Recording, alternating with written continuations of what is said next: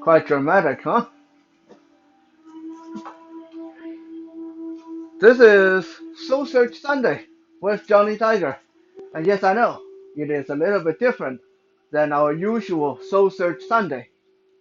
Because today, you can actually see me on the camera, which is very unique as far as Soul Search Sundays go.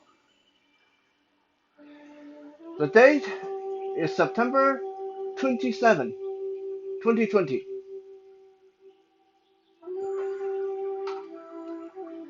What have I got here? This is this year's anniversary gift from my beautiful, lovely, intelligent girlfriend. Our anniversary is going to be this coming Saturday. It's going to be 2 years together. And for that, I get this beautiful, beautiful sword here. This is a Conqueror 1066 Norman arming sword. Uh, to put it in layman's terms, where people can actually understand, this is a medieval one-handed sword used to be used by the Normans when they were conquering other nations. It is hammered out of high carbon steel. It is full tang. It is not sharpened, and as you can probably see, the tip is rounded off. So it is a very solid piece of craftsmanship and actually make a awesome training tool.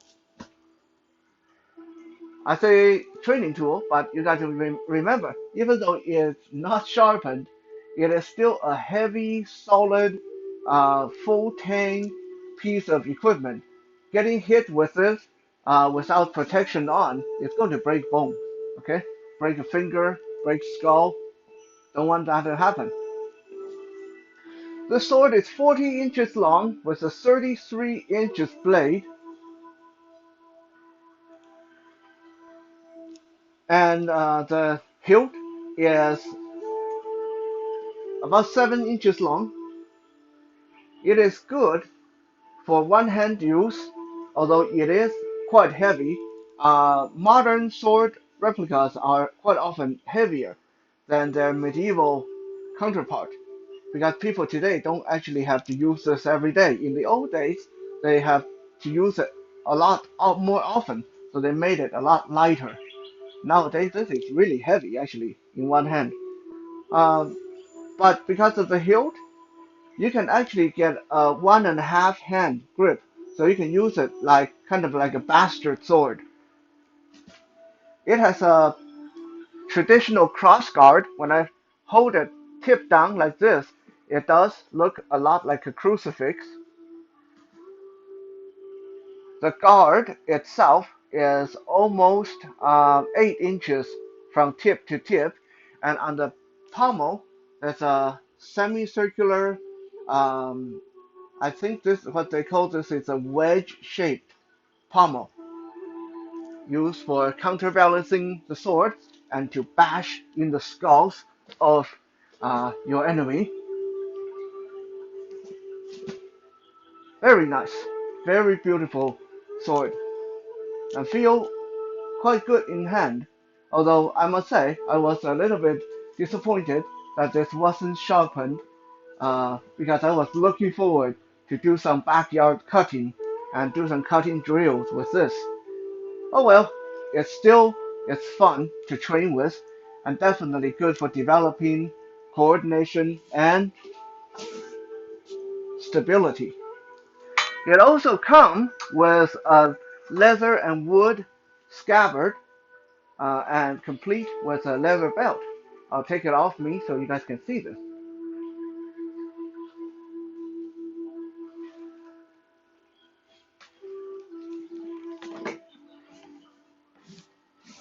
This is really nice. Okay, so there's leather wrapped all around the sheath with metal chafing around the throat and the other end, And we got a real genuine leather belt that go around my waist when I carry the sword. Not that I carry this out of the house or anything, but it's nice to be able to strap on the sword when you're training. Just give you that little bit of role-playing medieval fantasy vibe, you know. Now that we're all uh, done watching Game of Thrones, well, actually, I have not even watched Game of Thrones. I am weird like that, but we can all reenact our medieval fantasy with something like this.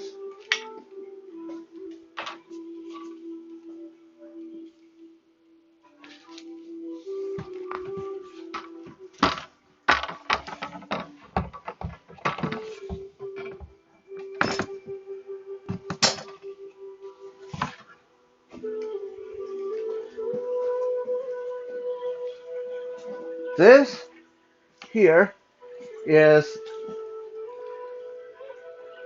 a southeastern Asian Chris short sword or Chris dagger. Some people will pronounce it Keris, so however you pronounce it, with a dragon pattern on the hilt.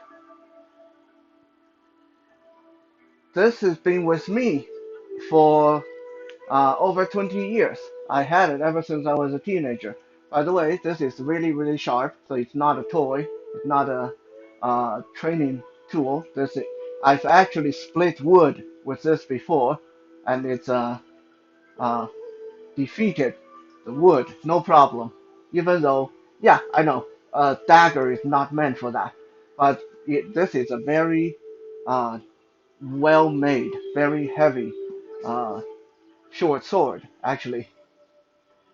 Just look at the wicked spikes on the spine.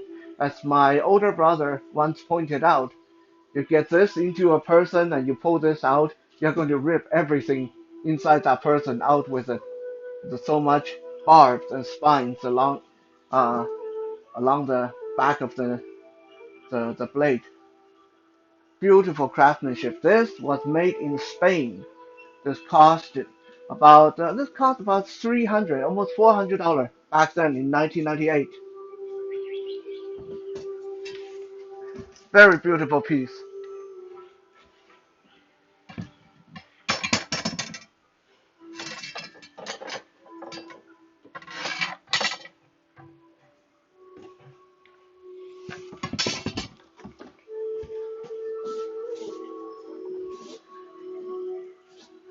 This one is a Zetran katana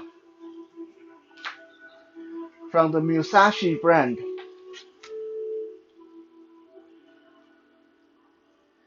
Razor sharp. It is not a toy. This is a fully functional katana. What is the difference? What is unique about a Zetran katana? A Zetran katana, unlike the regular thing, as you guys can see, there's no guard between the blade and the hilt. The hilt just end and the blade start. This means if you're not careful, if you're not uh, skilled, your hand can easily slide onto the blade and you can lose a finger like that.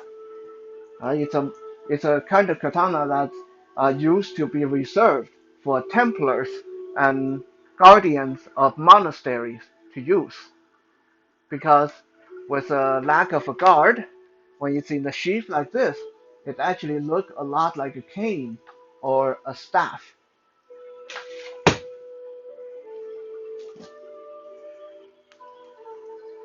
As you guys can see, the tip is slightly damaged from one of my earlier cutting drills. A couple of years ago, it actually chipped one of the put a little notch under the tip here. But that doesn't really bother me. This katana has been with me for a long time, and it had cut really well, always performed well. And that little notch at the tip does not really cut down on its performance. It's not very good looking, but this was not made for look. This was made for honest cutting.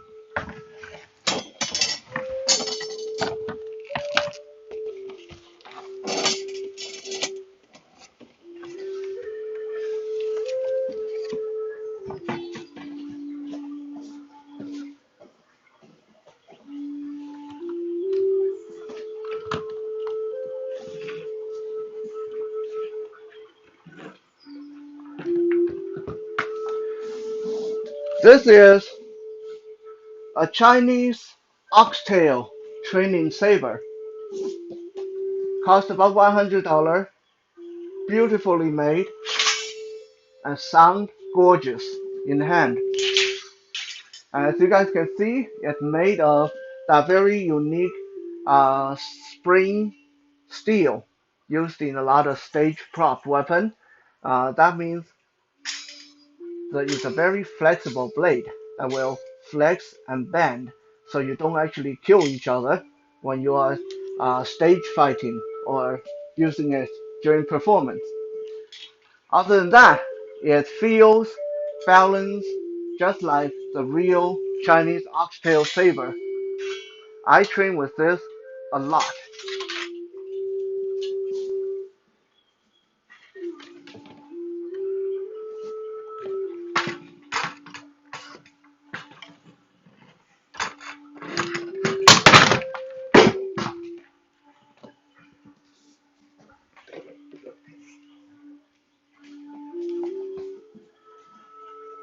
This is a Umarex Coat Python replica. It is not loaded.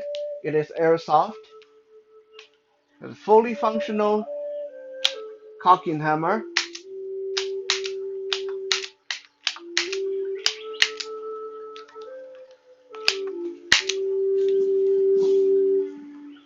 I love that gun.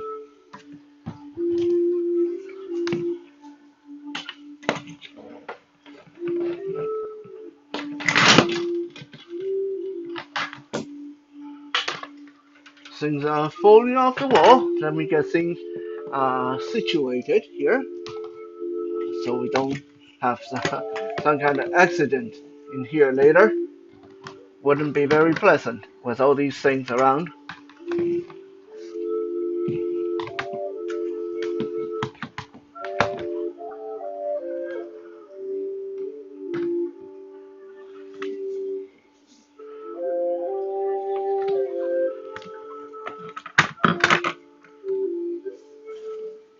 This is a cold steel rifleman's tomahawk, an axe and a hammer in one combo. Razor sharp, fully functional. It's not a toy. I've used this to uh, batter down things that I need to uh, break or dismantle before. It's nice, handy little tool to have. Well, it's not really all that little.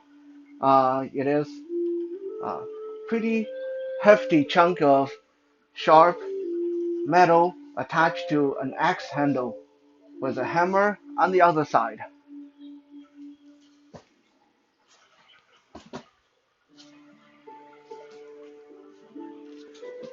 A lot of people think axes are clumsy when you use them as weapons.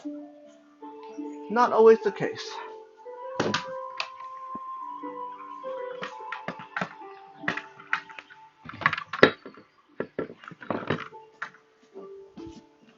And of course, we got a whole slew of knives over here. This is my old K-Bar US Marine fighting knife, one of the original designs. Stacked leather grip, high carbon steel, sharpened both on the primary edge and the false edge. Half straight plain blade, half serrated leather sheath made in the USA. Back then this cost over $100 in the mid 90s. It's been with me ever since then. Carry this camping, carry this for self-defense, carry this for many, many years. one of my favorite knife, even today, in my collection.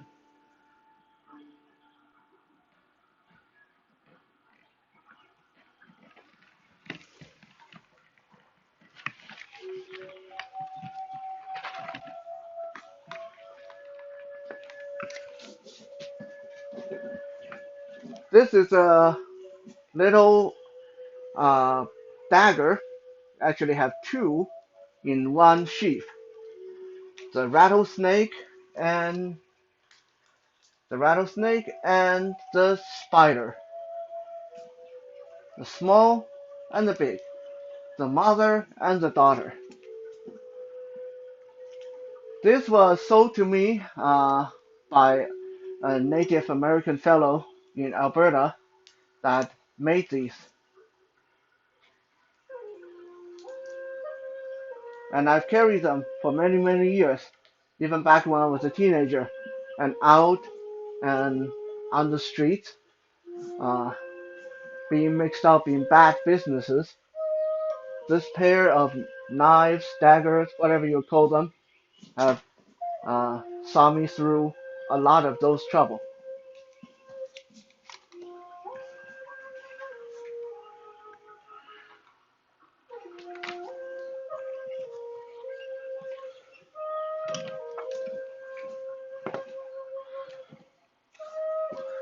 This is a pocket cookery. It's a folding knife, but really big, like a little cookery knife. This was sent to me by my good friend Richard for one of my birthday. Big honking pocket knife that is a lot of fun to play with, and yeah, it is really sharp, and maybe playing with it not the brightest thing a person can do.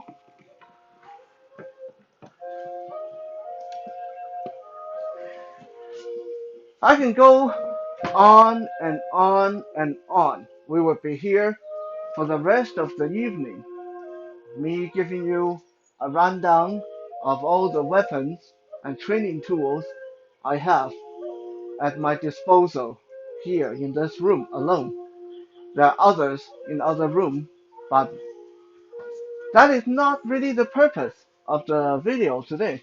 Today, I want to talk about something that happened to me when I was a child.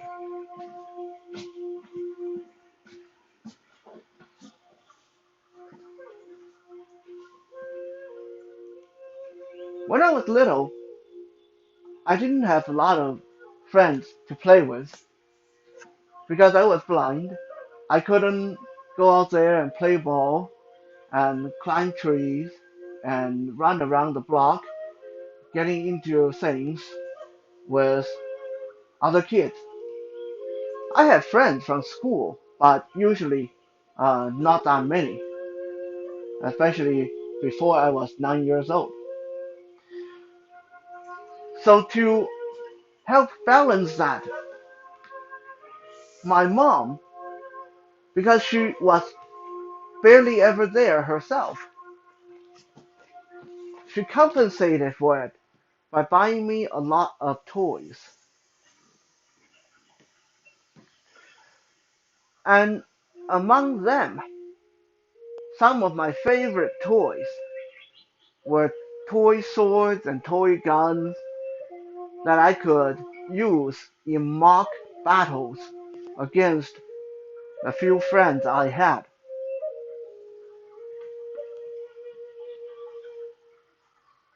Maybe about when I was 7 or 8 years old.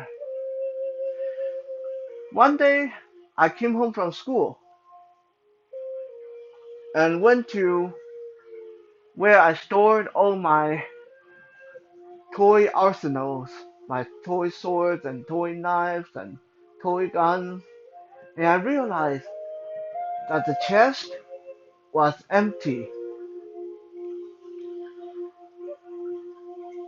I was very distraught, understandably, and I couldn't understand what happened. I had almost 100 different knives and swords and guns, that I could pick from. I literally had a toy arsenal big enough to outfit an entire classroom of kids in case of a fictitious zombie apocalypse in the Toyland. And they were all gone. I cried, I was confused, and my nanny, Maru, who basically brought me up like I was her child, she was the mother that I never really had. Maru told me she got rid of them.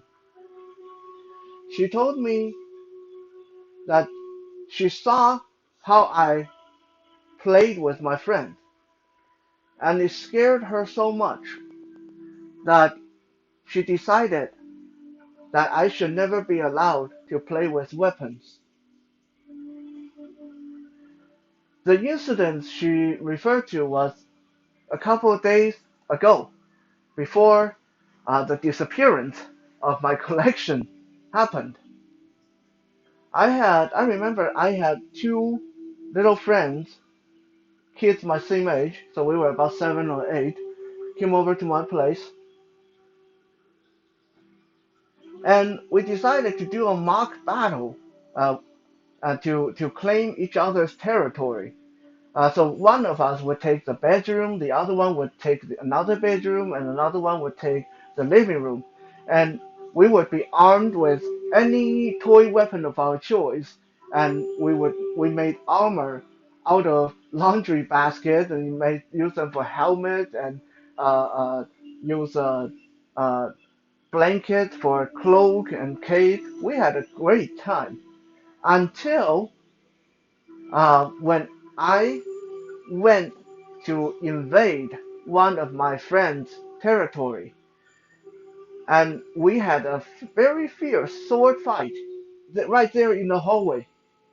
And I went at him so hard that my toy sword plunged through the laundry basket on his head and almost took him in the eye.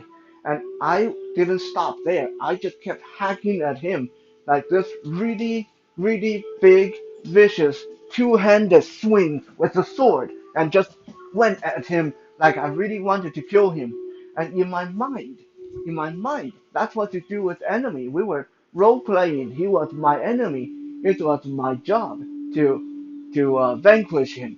I forgot that he was a living human being, that this was my friend. In my young mind, I was so into the drama, the acting, that I didn't realize that I was hurting the heck out of my friend. That incident scared Maru so much that she decided to take weapon out of my play list right there and then. And all the time when I was growing up, Maru started telling me that she did not want me to be near any weapon, that my family had a violent legacy. My father was a bad person, my grandfather was a bad person. I was surrounded by bad people in my family. A lot of the people that worked for my father were bad people. So she did not want me to be exposed to weapons, to be tempted to go down that violent path, to take over that violent legacy. But gradually, as I grew up, especially after I came to Canada, Maru was no longer there with me. I was left to fend for myself. I was left to make my own decision ever since I was 17 years old.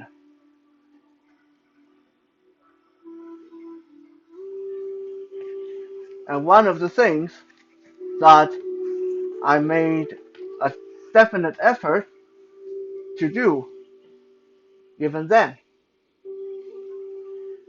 was to be strong, to be tough, so no one could abuse me or hurt me.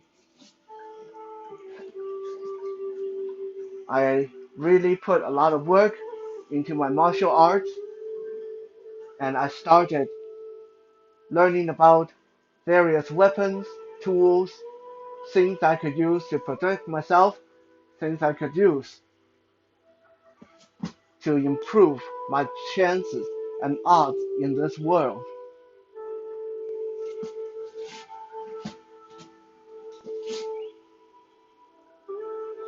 In the end, maybe what I need to say to Maru is that I'm sorry I disappointed you where weapons are concerned. But as Obi-Wan Kenobi said in Star Wars, you cannot escape your destiny.